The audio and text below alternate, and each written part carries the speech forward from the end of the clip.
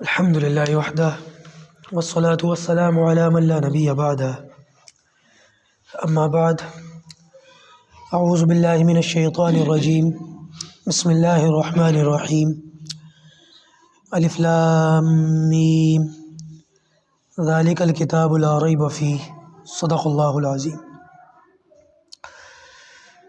سورۃ البقرہ کا کل مختصر سا تعارف اور اس کے کچھ فضائل آپ حضرات کے سامنے آئے تھے۔ سورت شروع ہوئی، سب سے پہلی آیت جو ہمارے سامنے آئی وہ 3 حروف ہیں، الف، لام اور میم۔ ان کو تینوں کو الگ الگ پڑھا جاتا ہے، علم نہیں پڑھیں گے بلکہ الف لام میم پڑھیں گے، الف الگ، لام الگ اور میم الگ۔ ان الفاظ کو حروف مقطعات کہا جاتا ہے۔ قرآن مجید کی بہت سی صورتیں ان حروف مقطعات سے شروع ہوئی ہیں، کہیں الف لام میم، کہیں الف لام را، کہیں حامیم، کہیں نون، کہیں قاف اور بھی بہت سارے الفاظ۔ اس کا مطلب کیا ہے کسی کو نہیں پتہ، بس علماء کرام نے اپنے اپنے قیاس لگائے ہیں۔ کوئی کہتا ہے کہ یہ اللہ تعالیٰ کے نام ہیں، کوئی کہتا ہے کہ نہیں یہ صورتوں کے نام ہیں جن صورتوں کے شروع میں یہ الفاظ آتے ہیں۔ کسی نے کہا کہ الف سے مراد اللہ، لام سے مراد جبرائیل اور میم سے مراد حضرت محمد رسول اللہ صلی اللہ علیہ وسلم۔ لیکن علماء کی جو صحیح رائے اس سلسلے میں ہے وہ یہ کہ ان الفاظ کا معنی اللہ اور اس کے رسول ہی بہتر جانتے ہیں۔ ہمارے لیے صرف ضروری یہ ہے کہ ہم ان پر ایمان لائیں اور ان کی تلاوت کریں، اور ان کی تلاوت سے غیب سے جو فضائل ہمیں ملتے ہیں ہم اس کا یقین رکھیں۔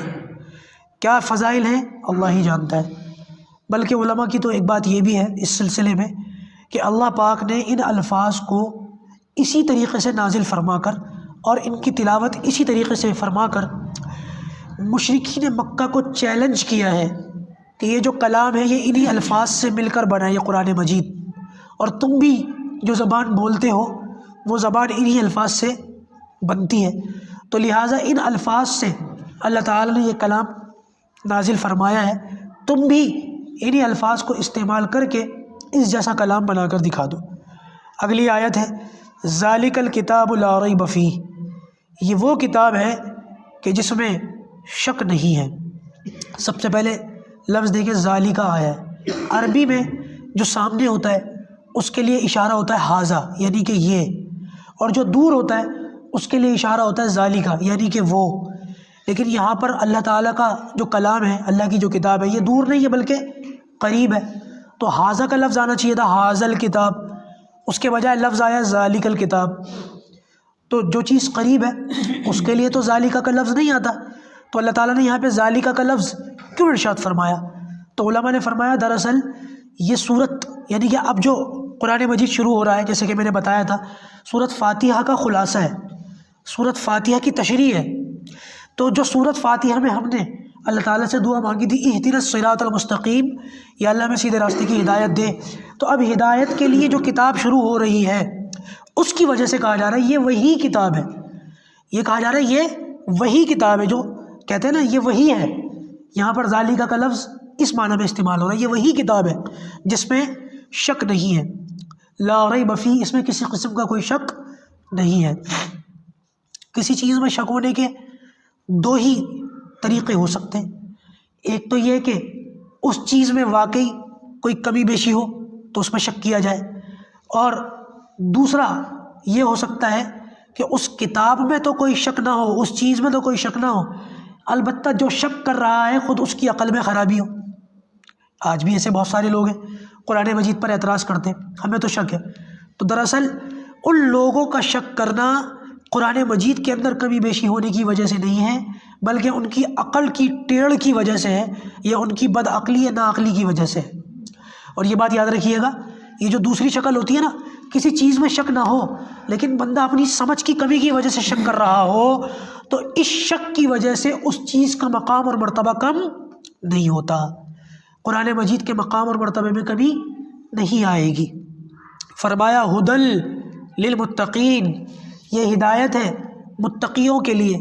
سوال یہ اٹھتا ہے کہ ہدایت کی ضرورت تو متقیوں سے زیادہ گمراہوں کو ہے نا؟ اب یہ کتاب کس کو ہدایت دے رہی ہے؟ جو متقی ہیں، اللہ سے ڈرنے والے ہیں۔ تو ہدایت کی ضرورت تو ان لوگوں کو نہیں ہے، وہ تو پہلے ہی اللہ سے ڈر رہے ہیں۔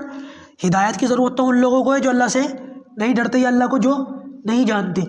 تو یہاں پر کہنا چاہیے تھا کہ ہدایت ہے ان لوگوں کے لیے جو اللہ کو نہیں جانتے یا اللہ سے نہیں ڈرتے، بجائے اس کے کہا یہ جا رہا ہے کہ یہ ہدایت ہے متقیوں کے لیے۔ کیا مطلب وہ اس کا؟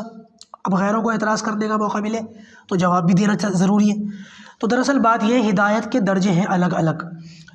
ایک ہدایت کا تو وہ درجہ ہے جو عام، بالکل عام، انسانوں کے لیے بھی، جناتوں کے لیے بھی، یہاں تک کہ کائنات کی ہر شے کے لیے، حیوانات کے لیے بھی، اور جتنی بھی اللہ تعالیٰ کی مخلوقات ہیں، ہدایت کا وہ درجہ سب کے لیے عام ہے۔ اور ایک ہدایت کا خاص درجہ ہے جو صرف ایمان والوں کے لیے ہے، اس میں دوسری مخلوقات یہاں تک کہ کفار بھی نہیں آتے۔ اور ایک ہدایت کا تیسرا درجہ جو بالکل خاص ہے، وہ ان لوگوں کے لیے جو ایمان والوں میں صرف اور صرف عبادت گزار ہیں، متقی پرہیزگار ہیں۔ اور یہ ہدایت کا سب سے اونچا درجہ ہے۔ اور یہاں پر اس سب سے اونچے درجے کی بات کی جا رہی ہے جو متقیوں کے لیے ہدایت ہے۔ اس کا یہ مطلب نہیں ہے کہ ہدایت دوسروں کے لیے نہیں ہے، دوسروں کے لیے بھی ہے، لیکن ان کے درجات ہیں، اور اس میں جو سب سے افضل اور سب سے اعلیٰ درجہ ہے، یہاں پر اس ہدایت کی بات کی جا رہی ہے۔ ہدی للمتقین، متقیوں کے لیے ہدایت ہے۔ اب متقی کس کو کہتے ہیں؟ اللہ تعالیٰ کی نظر میں متقی کس کو کہا جا رہا ہے؟ آگے کی آیتوں میں اس کی ڈیفینیشن، اس کا خلاصہ ہے۔ انشاءاللہ اس کا خلاصہ کل کی نشست میں عرض کریں گے۔ اللہ تعالیٰ ہم کو عمل کی توفیق عطا فرمائے۔